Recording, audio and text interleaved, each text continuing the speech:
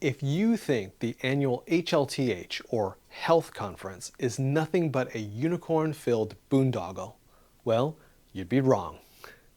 Now, while it's true that at Health, the production value and the branding at the conference is off the charts, especially when compared to other conferences on the healthcare circuit, that's not what the conference is about. In fact, I feel that the organizers of Health put an equal amount of attention on the content and the educational sessions that they put on, along with other things at the conference to make it pretty valuable.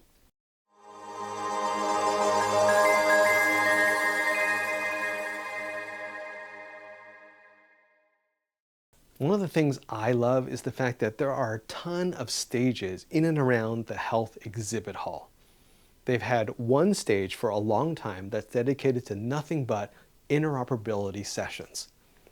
They have several panels throughout the day that feature patients who are not just there to tell their story, but actually offer genuine expertise in health IT. There's also a pitch competition, which puts health innovation in the spotlight.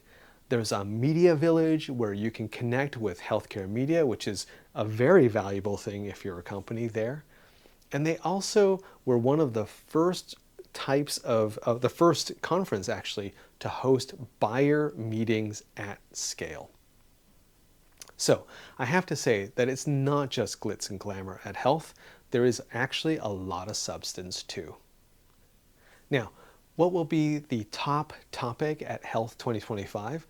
Well, there's absolutely no doubt in my mind that AI will once again be the hot topic of discussion at Health.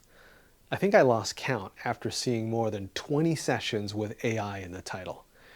I fully expect AI to be emblazoned on almost every booth I see in the exhibit hall, and I do expect the hallway conversations to really be talking about AI, but maybe in a bit more refined way. It'll be less about the hype around AI and more around how to best implement it. Now, in addition to AI, I think there will be talk about the physician and nurse shortage that we're facing. I think that means we will also be having some discussions about the access challenge that we'll be facing over the next couple of years. Or maybe more accurately, I hope we'll be talking about the access challenges that we'll be facing over the next couple of years alongside the shortages that we're experiencing already with clinicians, nurses, and all types of healthcare workers. Now, it wouldn't be a healthcare conference if there wasn't also a lot of talk about regulations and policy. And I think at Health 2025, we'll be talking about that as well. It's a healthcare conference, so this is bound to be a topic of conversation. Plus, there are members of HHS and other organizations from the government who are on the main stage, and that's bound to generate a lot of interesting discussion. Now, sadly, I don't see interoperability or cybersecurity being a big topic at Health 2025, but I'm open to be proven wrong.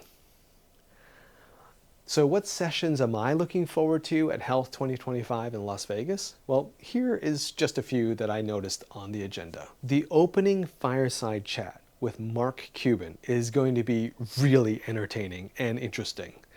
I'm really curious to hear his perspective on how cost plus drugs is really doing. Is it really making a difference? And I'm so curious to see and hear his take on the healthcare industry. That's happening Sunday, October 19th at 5:05 p.m. There's another session called Building a Frictionless Future, Payer-Provider Collaboration in the New Administrative Era.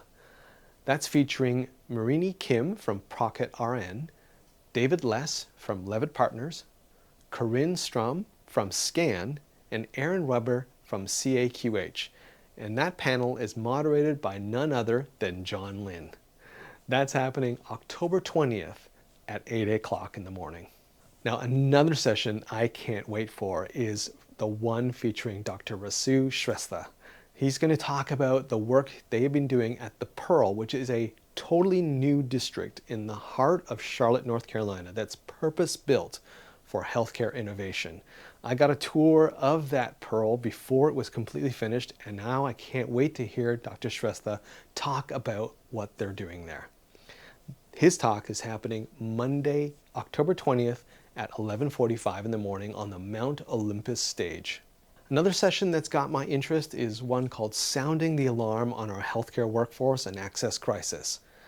That's happening October 20th, Monday at 1:10 p.m. on the Ethos stage.